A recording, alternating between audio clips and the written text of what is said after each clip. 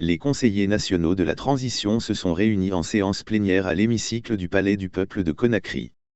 L'ordre du jour de cette plénière portait sur l'examen et l'adoption des accords cadres et mandats, financement de vente à tempérament, entre la République de Guinée et la Banque islamique de développement pour le financement du projet visant à améliorer l'accès à l'électricité en Guinée. Ces accords ont été signés le 12 mai 2023 pour un montant de 90 millions de dollars américains, 90 millions de dollars américains.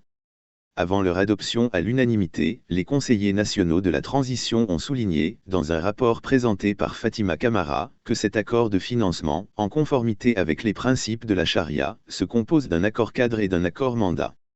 Il est mis à la disposition de la Guinée selon les conditions suivantes.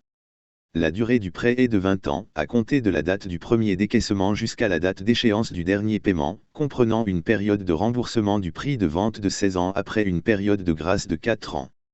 Le prix de vente sera calculé à la fin de la période de grâce sur la base du coût total du financement, auquel s'ajoute une marge bénéficiaire équivalente au taux, a-t-elle déclaré.